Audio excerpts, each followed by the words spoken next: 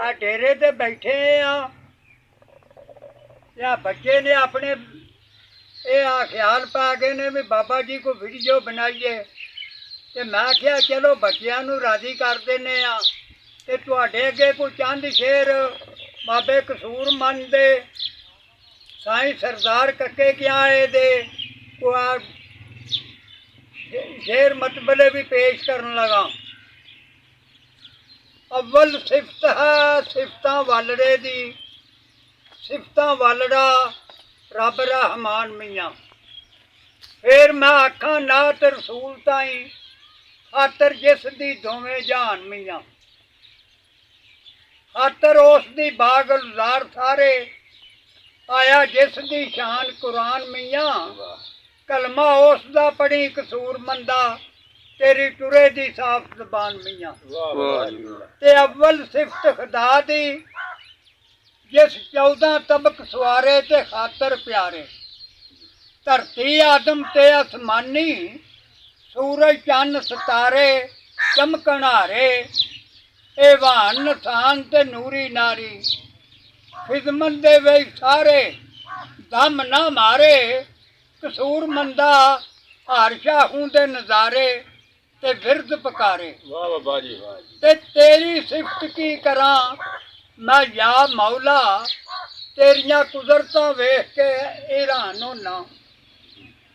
जरे जरे वे चमकदा नूर तेरा वेख वेख के पिया कुर्बान होना। है ताकत नहीं दिमाग दे सोचने दी कदे वान ते कदे इंसान होना। करा दलीलां दे घोल कसूरमंदा कदे बुढ़ा ते कदे जवान होना। ते साईं सरदार कक्के क्यां वाला ना जेड़ा ओदा कलाम तुहाडे पेश करन लगा ओ की पिया लिखदा भी जिन्ना लालां दी जान पहचान करनी पहले पत्थरां दा कारोबार कर दे। झोली फुल्लां दी भरन दी ख्वाहिश होवे कलमहारा तू कलम तैयार कर दे। जिन्ना सफर करना कारवान पिछे पहला वास्ता नाल कतार कर दे। जिन्ना रब नू मिलना सरदार साइयां पहला बंदियां नाल प्यार कर दे।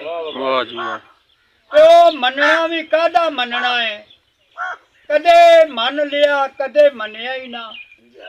ओ सिदक यकीन दा की फायदा कदे बन लिया ते कदे बनिया ही ना। तेरे सामने तर गए यकीन वाले तू बदलियो वन सुमनिया ना।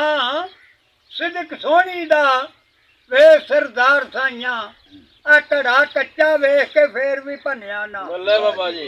एक गल हुंदी लखां वल हुंदे गल वालियां नू गल रड़क जांदी।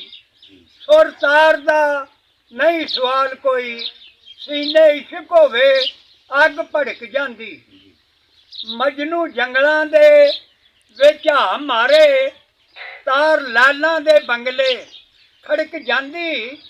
मोए ढीक दे विच सरदार जेड़े यार आवे ते लाश भी फड़क जांदी।